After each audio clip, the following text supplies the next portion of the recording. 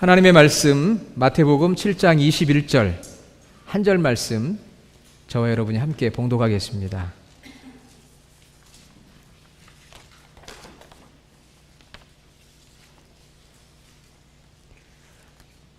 신약성경 10페이지 마태복음 7장 21절 다 같이 봉독하겠습니다. 나더러 주여 주여 하는 자마다 천국에 들어갈 것이 아니요 다만 하늘에 계신 내 아버지의 뜻대로 행하는 자라야 들어가리라. 아멘. 할렐루야. 예, 밤새 비가 왔죠. 우리의 이 메마른 심령에도 오늘 예배 가운데 또 말씀 가운데 우리의 마음을 적셔서 우리를 옥토와 같이 만들어주는 그의 말씀이 떨어질 때 그 말씀 붙들고 또 믿음이 자라고 열매 맺는 우리 주님의 교회 모든 성도들이 될 수 있기를 간절히 소원합니다. 예, 오늘은 10월 마지막 주일이에요. 10월 마지막 주일은 매년 세계의 모든 교회들이 종교개혁 주일로 지키는 주일입니다. 오늘 주보 뒷면에도 나와 있지만 1517년 10월 31일 지금으로부터 499년 전에 독일의 마르틴 루터가 당시 로마 캐톨릭을 대항해서 비텐베르그 성당의 95개조의 그 질문서를 붙임으로 인해서 종교개혁의 운동이 유럽 전체에 퍼져나가게 되었고 거기서부터 이 프로테스탄트 개신교가 생기게 되었습니다. 그런데 그 종교개혁의 슬로건, 즉 표어가 있어요. 다시 말하면은 이 개신교, 프로테스탄트의 그 믿음의 어떤 상징, 믿음의 그 시스템이 뭐냐, 표어가 뭐냐, 뭘 주장하는 거냐, 당시 천주교와 달리 기독교가 뭘 주장하느냐라고 하는 그 슬로건이 있었는데 그것이 네 가지가 있습니다. 주보에 나와 있고 쓸 수 있도록 기록이 되어 있는데요. 첫째는 솔라 스크립투라, 오직 성경, only the Bible, 오직 성경이다 이렇게 주장을 했어요. 왜 그런 주장을 하게 됐느냐면 당시에는 이 교회의 트러디션, 이 전통이 모든 것의 기준이 됐거든요. 그런데 그게 아니다.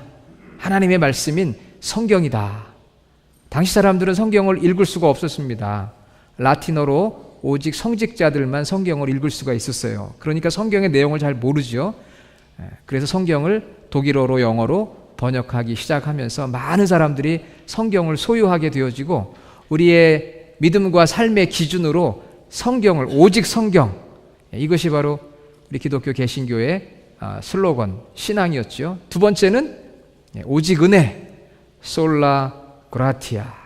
그래서 이 구원은 하나님의 은혜의 선물이다. 구원은 하나님의 은혜의 선물이라는 것을 강조하고요. 세 번째는 오늘 솔라 피데, 중요한 건데 오직 믿음, 믿음. 하나님께서 우리에게 구원의 길을 열어놓으셨습니다. 예수 그리스도를 보내셔서 십자가에 달려 죽으시게 하셔서 그분이 우리의 희생제물이 되어주셨거든요. 그래서 오직 그 예수님을 믿음으로 구원을 받는다. 그런데 그 당시에는 우리 인간의 공로, 다시 말하면 어떤 노력이나 선행을 구원의 조건으로 생각을 했어요. 그래서 성 베드로 성당을 짓기 위해 면죄부를 판매하는데 이 면죄부를 사야지만 구원받고 죄 용서를 받는다. 그렇게 주장을 했습니다. 그래서 그게 아니고 우리가 구원받는 길, 용서받는 길은 오직 예수 그리스도를 믿는 믿음으로 되는 것이다. 그렇게 주장을 하게 된 거죠. 그래서 오직 믿음이 나왔습니다. 여러분 그렇게 믿습니까? 오직 믿음이죠. 인간의 공로가 아니라 믿음으로 우리가 구원받고 믿음으로 용서를 받습니다. 공로에 대한 반대 개념이 바로 믿음이에요. 그리고 마지막으로는 솔리 데오 글로리아, 오직 하나님께 영광. 어떤 사람이 영광을 받는 게 아니고 오직 하나님께서만 영광을 받아야 한다. 어떤 특정한 사람이 영광을 받는 게 아니고 하나님이 영광을 받아야 한다. 그래서 오직 영광, 이게 이제 우리 개신교 기독교의 중요한 슬로건이에요. 오직 성경, 오직 은혜, 오직 믿음, 오직 하나님께 영광. 이 모든 것의 중심에는 누가 계시느냐? 바로 예수 그리스도, 오직 예수, 예수님을 중심으로 이 네 가지 슬로건이 있었어요. 그러니까 우리가 이 종교개혁주의를 맞이하면서 이 네 가지 믿음의 체계를 우리가 잊지 말아야 될 줄로 믿습니다. 근데 500년 전 그 당시에는 이렇게 인간의 노력과 수고로 구원이 얻어진다 생각을 했어요. 그것에 반대해서 믿음이 중요하다. 믿음을 다시 재발견을 하게 된 거죠. 오직 의인은 믿음으로 말미암아 살리라. 로마서 1장 17절의 말씀이 강조가 됐는데, 이제 500여 년이 지난 오늘 이 시대에 이 종교개혁은 완성된 게 아니고요, 진행형이에요. ing. 계속 개혁이 이루어져야 돼. 새로워져야 돼. 우리 신앙이 새로워져야 돼. 그러면 새로워져야 되는, 어떻게 새로워져야 되느냐? 바로 오직 믿음.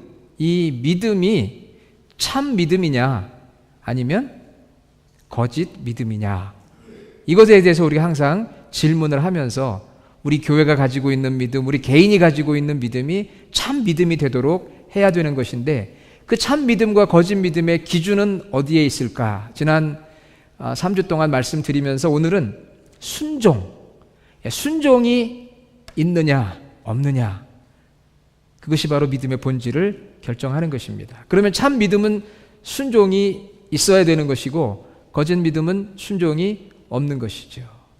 순종. 그래서 오늘 설교 제목이 믿음. 믿음 안에는 원래 순종이 들어가는데, 조금 더 분명하게 이해하기 위해서 믿음이라고 할 때 우리는 항상 순종을 생각해야 돼요. 동전의 양면입니다. 사실 믿음은 순종까지를 포함하는 것인데 우리가 그것을 따로 분리해 생각할 때가 많아요. 그래서 믿음 하면은 우리는 항상 우리 마음속에 순종. 제가 여러분에게 믿음 하면 여러분은 순종으로 화답을 해 주시기 바랍니다. 믿음. 믿음, 순종. 순종이란 무엇일까요? 순종은 하나님을 경외함으로 하나님의 권위를 인정하고 하나님의 말씀에 따르는 것이 순종입니다. 다시 말씀드리면 순종은 먼저 하나님을 경외하고요, 하나님의 권위를 인정하고, 그리고 하나님의 말씀을 따르는 것이 순종이에요. 이 종자가 들어가는 게 세 가지가 있는데, 굴종이라는 말이 있습니다. 여러분 들어보셨어요? 굴종. 굴종이란 말, 이것은 비굴하게 어쩔 수 없이 따르는 것을 굴종이라고 이야기합니다. 어쩔 수 없이 비굴하게 따르는 거, 굴종. 그 다음에 복종과 순종의 차이. 순종이란 책을 썼던 존 비비어 목사님이란 분이 있는데, 그분의 책을 어제 제가 다시 한번 꺼내서 다시 한번 쭉 읽어보는 가운데 그분이 이렇게 복종과 순종을 설명을 했더라고요. 복종이란 권위에 대한 마음의 태도이다. 마음의 태도. 내가 하나님 앞에 내 마음을 드리고 내가 그 하나님의 권위를 인정합니다. 이게 복종 태도라고 하고요. 순종은 내가 하나님의 권위를 인정하고 그 다음에는 행동하는 것이 순종이다. 이렇게 표현을 했어요. 뭐 그게 그거 같긴 한데, 굳이 나누자면은 복종은 마음의 태도가 더 강조되는 것이고 순종은 행동이 더 강조되는 것이다. 그럼 여러분 하나님에 대해서 어떻게 하겠어요? 굴종하는 성도가 되겠습니까? 싫은데 어쩔 수 없이 교회 다니니까 그냥 순종하는 척만 해야지, 그러시겠어요? 어떻게 하시겠어요?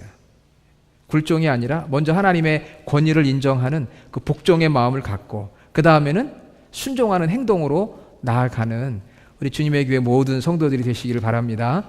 그래야 이게 참 믿음이고요, 계속되는 종교개혁의 ing에 우리가 주인공이 될 수가 있는 거예요. 오직 믿음 너무 좋아요. 그런데 이 믿음은 반드시 순종을 포함하고 있어야 된다. 왜 믿음이란 말이 나왔는지 생각해 봐야 돼요. 그것은 인간의 노력, 공로가 너무나 그 당시에 스트롱했기 때문에 그게 아니고 믿음이다. 그래서 많은 사람들에게 설득력이 있었어요. 그러면은 믿음이다 라고 했을 때 더 설득력이 있는 것은 이제 한 걸음 더 나가서 순종해야 된다. 이렇게 돼야 되는 거죠. 참 믿음은 순종으로 철저히 뒷받침이 되어야 합니다. 그래야 열매가 있고요, 풍성한 열매가 있어야 하나님의 이름이 높아지는 것이고 하나님의 영광을 받는 거예요. 오늘 본문에 보니까 산상수훈입니다. 마태복음 5장부터 7장까지 그 중에 한 절만 제가 뽑았어요. 원래 저는 한 절 뽑는 걸 좋아하지는 않는데 여러분에게 좀 더 이렇게 외우기 쉬우라고 7장 21절 다시 한번 읽어보겠습니다. 나더러 주여 주여 하는 자마다 다 천국에 들어갈 것이 아니요 다만 하늘에 계신 내 아버지의 뜻대로 행하는 자라야 들어가리라. 아멘. 여기다 여러분 밑줄을 그냥 세게, 그렇다고 또 성경이 찢어지지 않도록 밑줄을 칼라펜이나 형광펜으로, 형광펜이 좋더라고요. 볼펜 같은 걸로 이렇게 언더라인을 하다 보면 나중에 읽을 때 글자가 잘 안 보여요. 그래서 21절 여기 보면은요, 나더러 주여 주여 하는 자마다 다 천국에 들어갈 것이 아니다 그랬어요. 주여 주여. 우리 교회도요, 새벽에 말씀을 마치고 기도할 때 주여 몇 번 하시는지 아세요? 오신 분들은 아시죠? 주여 주여 주여 3번을 합니다. 3번.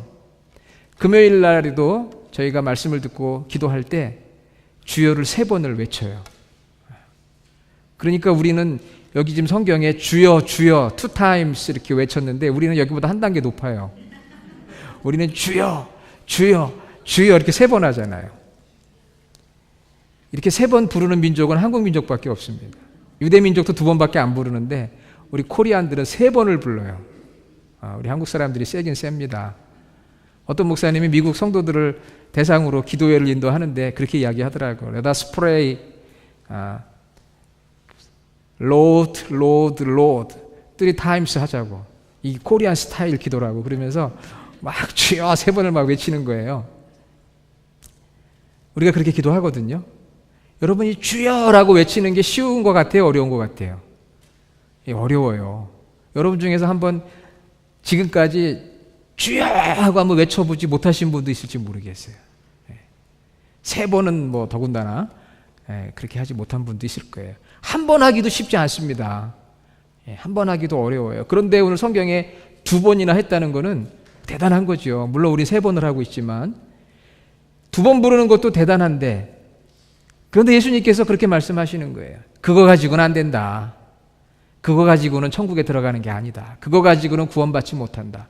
그러면 예수님 3번 할까요? 우리 한국 사람들처럼? 그 얘기가 아니에요. 예수님께서는 몇 번을 하든 그 상관은 없는데 중요한 거는 입술로만 해서는 안 된다는 거예요. 형식으로만 해서는, 눈에 보이는 외형적인 것만으로 해서는 안 되고, 그 다음번에 다만 하늘에 계신 내 아버지의 뜻대로 행하는 자라야 천국 백성이 될 수 있다. 그러니까 말로만 립 서비스만 하는 것이 아니라 정말 하나님의 말씀, 주님의 말씀대로 순종하는 자. 제가 행함이란 말을 쓰려고 하다가 행함이란 말을 쓰면은 자꾸 오해를 받아요. 그래, 행해야 된다는 거냐? 이런 오해를 받아요. 뭐 선행을 해야 된다는 거냐? 안 믿는 사람들처럼 좋은 일을 해야 된다는 거냐?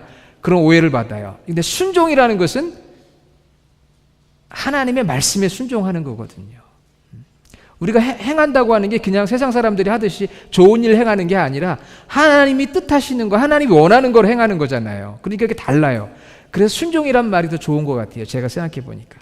여러분 주여 삼창을 못하더라도 하나님의 뜻을 행하는 자, 하나님의 뜻을 알고 순종하는 자가 되어야 그것이 참 믿음인 줄로 믿습니다. 주여 삼창하시고 순종하면 더 좋지요. 그렇죠? 그러나 혹시 내가 주여 삼창은 못한다고 해도 순종하는 자, 주여 주여 이것만 가지고는 안 된다. 그런데 여러분 로마서 10장 13절에 보면 그런 말씀이 나와요. 누구든지 주의 이름을 부르는 자는 구원을 받으리로다. 주의 이름을 부르는 자는 구원을 받으리로다. 들어보셨어요? 예. 우리 주님의 교회 성도들 이 정도야 벌써 예전에 다 들어보신 줄로 압니다. 주의 이름을 부르는 자는 구원을 받으리로다. 예전 성경에는 구원을 얻으리로다 이렇게 되어 있는데, 목사님 그러면 로마서 10장 13절에는 주님의 이름을 부르는 자는 구원을 받는다고 그랬는데, 아니 여기는 주여 주여 한다고 되는 게 아니라고 했으니까 이게 좀 혼동이 되네요 목사님. 그렇게 질문하는 분들이 간혹 있어요. 이름만 부르면 안 되냐. 분명히 성경에 그랬거든요. 주의 이름을 부르는 자는 구원을 받으리로다. 로마서 10장 13절. 그런데 거기서 주의 이름을 부른다는 건요, 오늘 우리가 주여 삼창하는 그게 아니고요, 로마 시대에 황제가 주로 로드로 높임받을 때 그게 아니고 그 사람이 아니고 예수님이 주님이라고 고백한다는 것은 이미 생명을 내어놓는 것과 같은 아주 강한 믿음이고 순종의 믿음이거든요. 그러니까 로마서 10장 13절에 나오는 주의 이름을 부르는 자는 이건 그냥 주여 주여 하는 그런 차원이 아니고 정말 주님을 위해 내 목숨을 내어놓는 것과 같은 그런 마음의 태도와 삶으로 살아가는 것을 말씀하고 있는 거예요. 그러니까 성경의 이 문맥을 잘 봐야지 우리가 되죠. 간혹 이단 사이비들은 보면은 성경 구절 하나만 딱 붙들고 막 주장을 해요. 그럴 때 우리 주님의 교회 성도들은 그게 아니다 이렇게 설명할 수 있어야 될 줄로 믿습니다. 예. 그러려면 어떻게 해야 돼요? 예, 열심히 말씀을 듣고 배워야 되겠죠. 예, 열심히 듣고 배워야 됩니다. 마태복음 12장 50절에 보면 누구든지 하늘에 계신 내 아버지의 뜻대로 하는 자가 내 형제요 자매요 어머니다 그랬어요. 하나님의 뜻대로 행하는 자가 하나님의 백성들이라는 거예요. 하나님의 뜻대로 행하는 자가 마태복음 12장 50절 하나님의 뜻대로 하나님의 뜻을 알고 행하는 자가 God's family, God's people 하나님의 가족 공동체다. 그렇게 하나님은 말씀하시고 우리 주님이 강조하고 계세요. 저는 이 말씀을 굉장히 좋아해요. 마태복음 7장 21절을 왜 좋아하느냐면은 늘 이 말씀을 대할 때마다 도전을 받거든요. 저는 믿음의 가정에서 태어나서 이 목회자가 돼서 목회를 하고 있으니까 주여 삼창도 얼마나 잘하는지 몰라요. 예. 그러니까 다 된 것처럼 느껴질 때가 있거든요. 그런데 이 말씀을 볼 때마다 내가 어떻게 하면 하나님의 뜻을 잘 알고 분별하고 그 뜻에 순종할 수 있을까 그런 고민을 하게 되고 제 삶 속에 100% 하나님 앞에 순종하고 싶은 마음이 있지만 때로는 그렇지 못할 때도 있거든요. 그때마다 또 하나님 앞에 회개하면서 하나님의 뜻에 순종할 수 있도록 도와주십시오. 그렇게 고백을 하고 살아갑니다. 그래서 이 말씀을 무척 좋아해요. 주님의 이름을 부르는 사람들이 주님의 일을 합니다. 그래서 말씀 읽진 않았지만 22절에 보면은 주여 주여 주의 이름으로 선지자 노릇했습니다. 저 같은 사람이죠. 주의 이름으로 귀신을 쫓았습니다. 주의 이름으로 많은 능력을 행했습니다. 그런데 주님이 말씀하세요. 내가 너희를 알지 못한다. 불법을 행하는 자들아, 불순종하는 자들아, 내게서 떠나가라. 이렇게 주님 말씀하셨어요. 그러니까 주님의 이름은 부르고 겉으로는 믿는 것 같은데 순종하는 삶이 없을 때 주님께서 내가 너를 알지 못한다. 이렇게 말씀하신다는 거죠. 주님의 이름을 부르는 자들이 얼마나 많습니까? 주님의 이름을 부르는 공동체가 교회고요. 주님의 이름을 부르는 자들이 성도고 집사요, 권사요, 안수집사요, 장로요, 목사인데 그리고 나름대로 많은 일들을 한다고 해요. 여기 말씀처럼 복음도 전한다고 그러고 능력도 행한다고 그러는데 문제는 정말 하나님의 뜻대로 했느냐 하는 것이죠.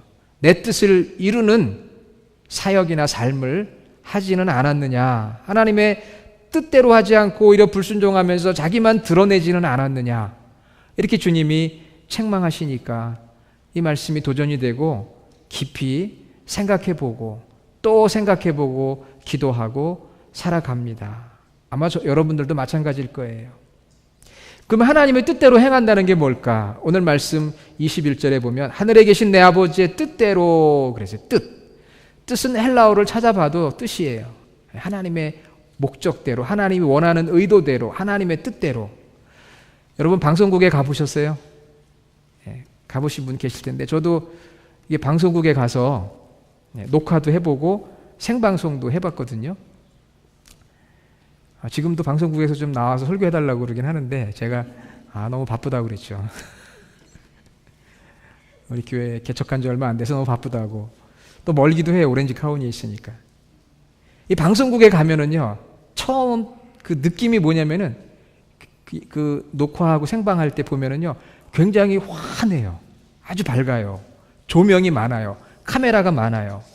그런데 이 방송국에서 이렇게 조명을 보면은요 두 가지가 있습니다. 하나는 전체 조명이라는 게 있어요. 이 전체를 환하게 비춰주는 거예요. 그러니까 오늘 여기 보면 형광등이 쫙 있잖아요. 그리고 집중 조명이라는 게 있습니다. 여기 보면은 이제 이렇게 앞에를 집중적으로 조명해 주잖아요. 그 조명에 보면은 전체를 조명해 주는 게 있고 어떤 이렇게 집중, 클로즈업 해가지고 집중 하는 조명이 있습니다. 왜냐하면 전체를 먼저 밝게 하고 그 다음에 어떤 대상을 집중적으로 이렇게 조명을 해주는 거예요. 그래서 방송실에 가면은 그 카메라가 많고 조명들이 참 많습니다. 저는 생각해 봤어요. 하나님의 말씀은 바로 이 조명과 같다. 그래서 시편 119편 105절에 주의 말씀은 내 발의 등이요 내 길의 빛이니이다. 빛이라고 그랬거든요. 그러니까 우리가 인생을 살아가면서 하나님께서 우리에게 당신의 뜻을 알려주는 게 성경 말씀이잖아요. 이 말씀을 전체적으로 이렇게 조명을 해줘요. 우리 모두에게 똑같이 여기 형광등이 있는 것처럼 우리 모두에게 조명해 줍니다. 예를 들면 우리 데살로니가전서 5장 16절로 18절에 항상 기뻐하라 쉬지 말고 기도하라 범사에 감사하라 이는 그리스도 예수 안에 있는 너희를 향한 하나님의 뜻이니라 그랬거든요. 항상 기뻐하고 쉬지 말고 기도하고 범사에 감사하는 것 이것이 분명 하나님의 뜻이에요. 전체적으로 우리 모두에게 비춰주는 거거든요. 그래서 내가 정말 오늘도 기뻐하고 기도하고 감사하고 살아야 되겠다. 그렇게 사는 게 하나님 뜻대로 사는 거죠. 그러나 우리 삶 속에서 우리 각자가 조금씩 다른 삶을 살아갑니다. 조금씩 다른 삶을 살아가요. 상황이 좀 달라요. 그때는 이렇게 클로즈업 해주는 하나님의 뜻이 또 있어요. 전체 조명을 비춰주는 것도 있지만 그 사람에게 합당한 하나님의 뜻을 비춰주는 게 있습니다. 그것은 바로 하나님의 교회와 하나님의 성도들, 사람들을 통해서 하나님이 말씀해 주시기도 하고 교회 공동체를 통해서 말씀해 주시기도 하고 또 하나님께서 우리를 어떤 상황 속에 놓이게 하여 주심으로 하나님의 뜻이 무엇인가를 알려주시기도 하세요. 특히 하나님의 사람들을 통해서 많이 말씀을 해주십니다. 가까이에 있는, 멀리 있는 사람이 아니고요. 가까이에 있는 사람을 통해서. 전체로 조명해 주시지만 가까이에 카메라가 집중 조명을 해주는 것처럼 우리 가까이 있는 사람들이, 믿음의 사람들이 혹은 우리의 교회가 혹은 영적 지도자들이 가까이서 이렇게 하는 것이 하나님의 뜻입니다 라고 말씀해 줄 수 있는 거죠. 그러니까 우리는 성경이라고 하는 하나님의 말씀의 전체적인 조명 아래서 또 필요할 때는 클로즈업 해가지고 조명을 해주시는 그 하나님의 말씀을 저희들이 알고 그 말씀에 순종하는 거죠. 그래서 성경은 끊임없이 주의 뜻이 무엇인가 분별하고 이해하라 그렇게 말씀을 했어요. 나를 향한 전체적인 하나님의 말씀 뜻은 무엇일까? 그리고 순간순간 부분적으로 하나님께서 나에게 주시는 뜻은 무엇일까? 이것을 우리가 늘 기억하고 생각해 보면서 우리가 예배도 드리고 성도의 교제도 나누고 또 말씀 묵상도 하고 배우는 거예요. 오늘 여러분들이 예배하기 위해서 이 자리에 모였잖아요. 또 말씀을 들으면서 나를 향한 하나님의 뜻은 무엇일까? 내가 요즘 불순종하고 있는 것은 무엇일까? 이렇게 돌아보면서 순종의 자리로 나아가는 것이 참 믿음의 성도의 삶입니다. 주여 주여 하는 자가 아니라 하나님의 뜻대로 하나님의 말씀대로 행하는 자가 참 믿음의 사람이다. 우리 주님은 이 땅에 살면서 우리에게 순종의 본을 보여주셨어요. 겟세마네 동산에서 나의 원대로 마시옵고 아버지의 원대로 하옵소서. 그러니까 아버지 하나님의 전체적인 조명 속에서 인류 구원을 위해 희생 제물이 되는 것이 하나님 아버지의 뜻이었기 때문에 그 뜻에 따라서 고난의 길을 담대하게 가셨어요. 그래서 요한복음 6장 38절에도 보면 내 뜻을 행하려 함이 아니요 나는 보내신 이의 뜻을 행하려 함이다. 그래서 예수님을 보내어 주신 성부 아버지의 뜻을 따라 한 걸음 한 걸음 나아가시고 그 구원의 길을 감당하기 위해 십자가의 길로 가시고 또 순간순간 기도하면서 우리 주님 기도 많이 하셨어요.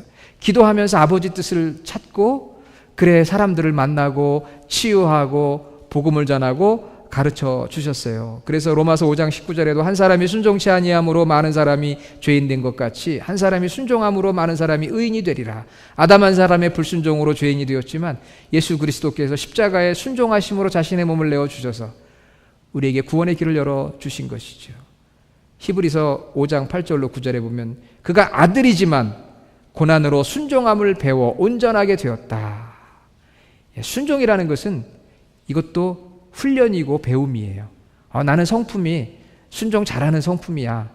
그런 분들이 있어요. 성품적으로 순종을 잘하는 분들이 있어요. 그렇죠? 보면은.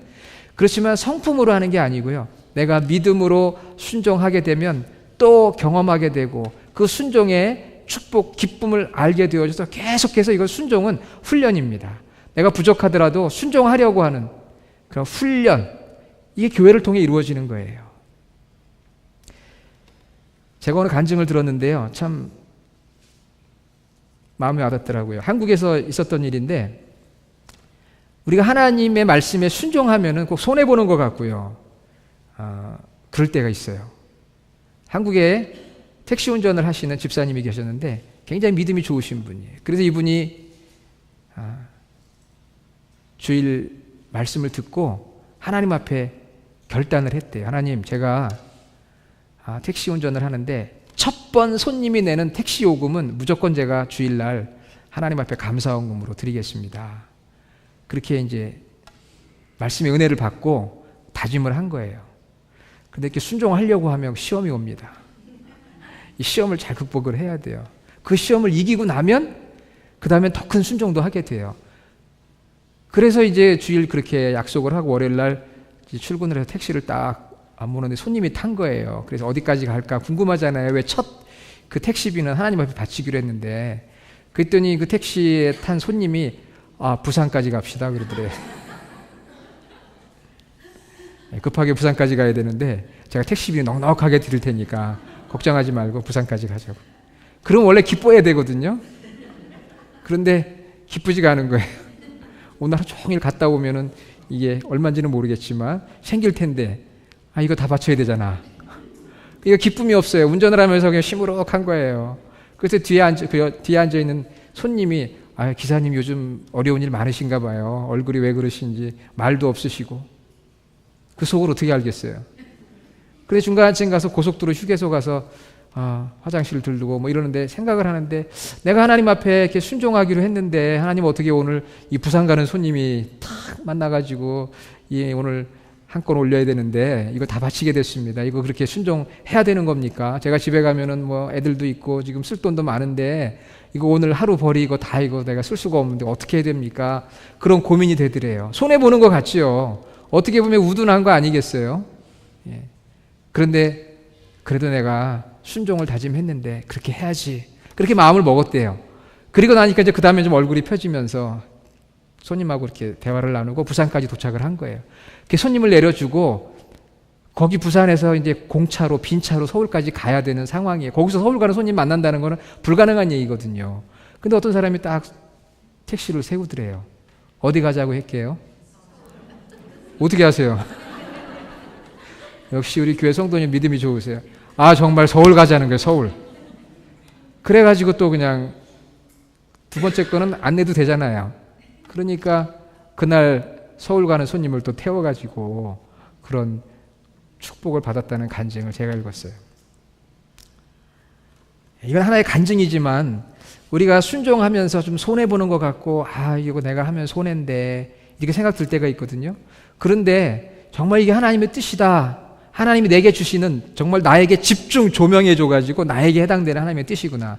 혹은 전체로 조명해 주셔가지고 하나님의 뜻이구나. 이렇게 생각할 때 그냥 과감하게 한번 결단하고 순종해서 행하게 되면 그것이 또 훈련이 되어 가지고요. 또 더 순종하게 되어지고 그 순종이 우리에게 행복이 되고 축복이 돼요. 그래서 샘 슈메이커라는 사람은 이런 이야기를 했어요. 하나님께 10%를 순종하면 10%의 행복을 누린다. 그러나 하나님 앞에 50%의 순종을 하면 50%의 행복을 누리고 하나님 앞에 100%의 순종을 하면 100%의 행복을 누린다. 그런 고백을 했는데요. 이 고백이 저와 여러분 우리 주님의 교회 모든 성도들의 고백이 되어지기를 주님의 이름으로 축원합니다. 종교개혁 500주년이 되어가요. 내년이 종교개혁 500주년이거든요. 2017년.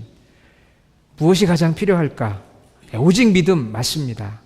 공로가 아니고 선행이 아니고 예수 그리스도를 믿음으로 하나님의 은혜로 우리가 구원받아요.